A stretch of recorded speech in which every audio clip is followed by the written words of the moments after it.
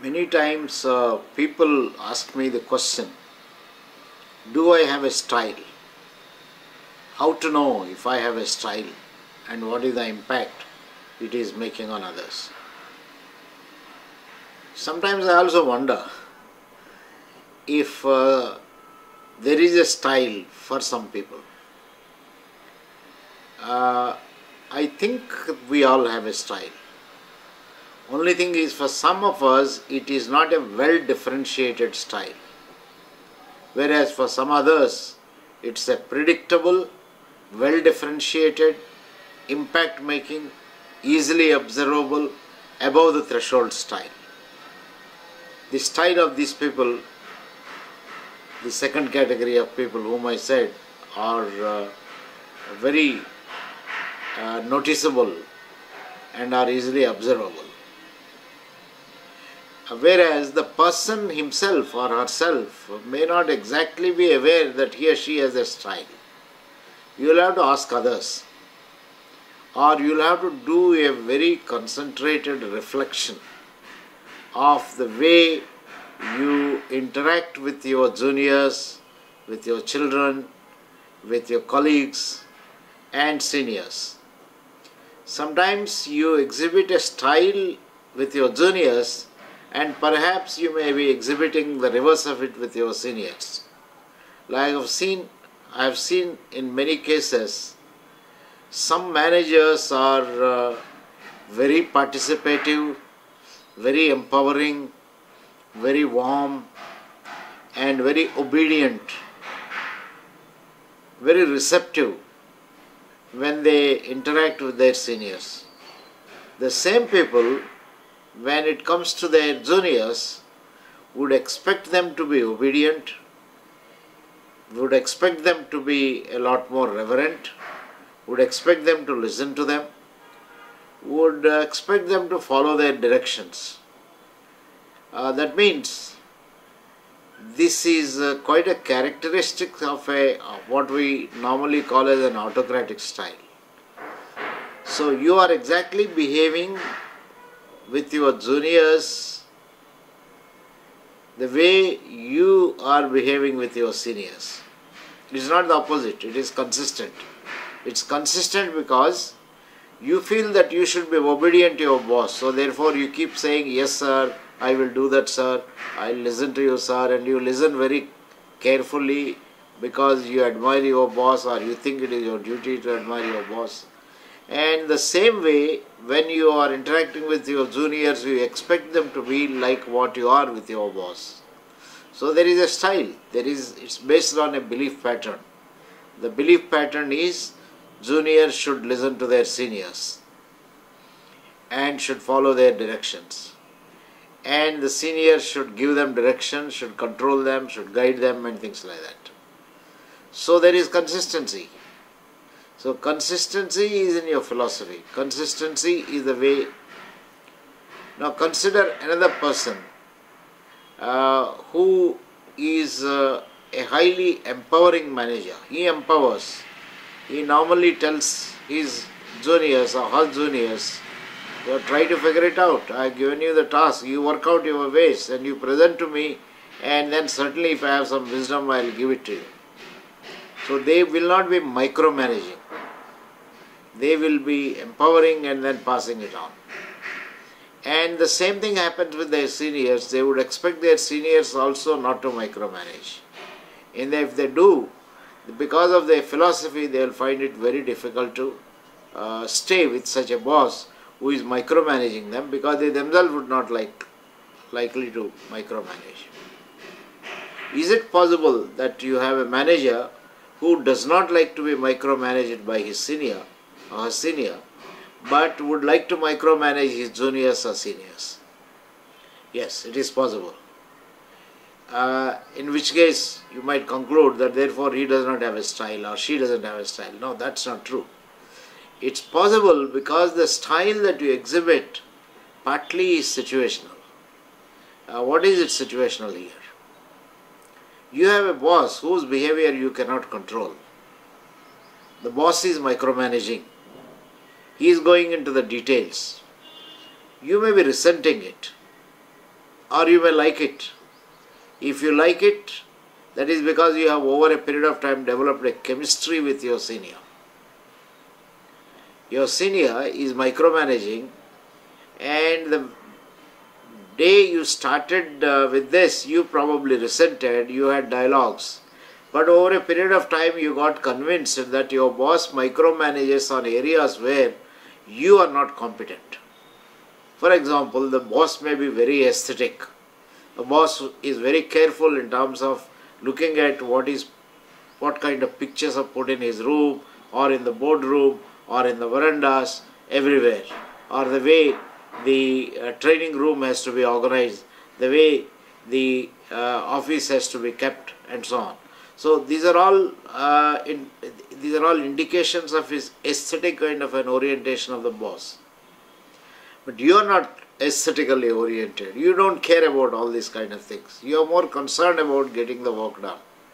So over a period of time, although in the initial stages you felt very comfortable with your boss or uncomfortable with your boss, you started beginning to be comfortable now, because you know that the boss deals with issues where you are not likely to make any difference. So you are quite happy. You start in fact following the boss. In fact, you start telling your juniors, if you have any question, go and let us talk to the boss, because he has a knack of identifying what is a good place to put this picture, the way we need to organize the office and things of that kind. So you develop a chemistry where you appreciate the boss for some of his kind of competencies, and therefore on those areas you are allowing that particular person to micromanage. On the other areas, even your boss has developed a view that he need not even bother about micromanaging anything that deals with, let us say, content of your decisions or the way you make decisions in relation to any marketing issue or a problem and things of that kind. So he may not at all interfere. He may not even ask you how are you managing your juniors. He just is rest assured that he need not even bother about this. Whereas you are a lot more micromanaging, not on aesthetic with your juniors, but on certain other issues which are your strong points. Your expectations are high and your juniors are not up to mark. Some of them may be new, some of them may be not very competent and things like that. And therefore, as a pattern of behavior, you started micromanaging. Because you feel that it takes time for your juniors to develop, and if I don't do this, they will goof up and they will not be doing a good job. So therefore, you are micromanaging. At the same time, you may not like to be micromanaged. So all kinds of possibilities exist. This is because the situations we face are different. Then where is the question of style? And you may ask the question, if this is so, then we don't have style. To some extent, you may be right in terms of saying there is nothing like a style.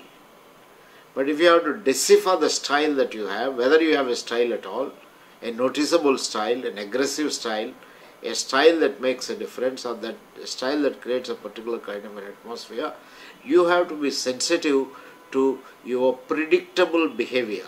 Your behavior probably are predictable. For example, when a mistake is made by your juniors, what do you feel? What is your way of reacting? Suppose you say, when X makes a mistake, I understand that person and I sit with that person and help the person to resolve the mistake. Whereas when Y makes a mistake, I don't tolerate, because that fellow is a mischievous fellow. So therefore, I lose my cool, or I reprimand, or I direct, because that particular person deserves this to be. But there is another person who makes a mistake, I become inquisitive, I ask the person, okay, first of all, do you realize that you made a mistake? Then I have a dialogue with that person and tries to understand where is the issue. Is it the mistake is made because I have not supervised? Is the mistake made because the person is competent? That means you have used three types of behavior with three different people. With one, you use it a developmental style. With another, you use it an understanding style, maybe a benevolent style. With a third person, you have used a developmental style, or with another person you have used a critical style. So can we conclude therefore from these three instances where you treated mistakes made by juniors differently that you don't have a style? No, I don't want to conclude that. I think you have a style, and the style maybe you believe that the best way to manage is by building the competencies of your junior. But not all of your juniors are up to mark. You are treating juniors with flexibility, but with a view that ultimately your philosophy is to build everyone.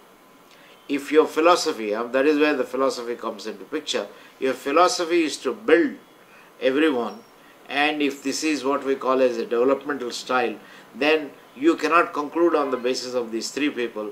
You might need a little more of a reflection of how you behave. Now you can see how you behave with your children, how you behave with other colleagues, how you behave with other juniors. So you need a hell of a lot of data to at the end of it conclude whether you have a style or not. That is one of the reasons why in our 360-degree feedback we administer a tool where we ask people to assess their seniors using a forced choice. We ask them which particular way does he or she exhibit when you make a mistake. Does the person come to your rescue and say, don't worry, I'll take care of it? Or does the person reprimand you? Or does the person say, okay, you figure out why you made the mistake and make sure that you will not make the mistake? So we ask a question like this. And when a group of people answer this particular question and you find that there is an overwhelming response, suppose 90% of the people have said that when we make a mistake, our senior loses his cool, our boss loses his cool. That means that is your style. But you can say, but you know, there is at least 1% or 10% of the people who said that I come to their rescue and solve the situation. So then we can say, while your style appears to be what we call as critical, at times maybe you are able to generate a chemistry which is what we call as paternalistic, developmental, and things of that kind. So we don't want to say that you have only one style. All that we can say is you have a particular dominant kind of a style. So I think it is useful for us to be sensitive to consistency in our behaviors and then come to a conclusion whether we have a participative or developmental style, or a benevolent style, or a critical style, or if you like, you can use other kind of themes and so on. In this discussion, I just wanted to say that, wanted to conclude that we all have a style, but sometimes our styles are dominant. For some of us, the style may not be dominant, and whether your style is dominant or not, what is the style that you have dominant, how much of flexibility do you exercise in your styles, these insights can be available not in one stroke, but by being sensitive to several situations and certainly seeking something like a 360-degree feedback from your juniors. I hope this talk is of help. If this talk is of help, please leave your comment on the YouTube that you liked this. Otherwise, I am not getting a feedback whether the talks I am giving are really being used by people, whether they make sense or not. All the best from TVRLS, and thanks for listening to this talk.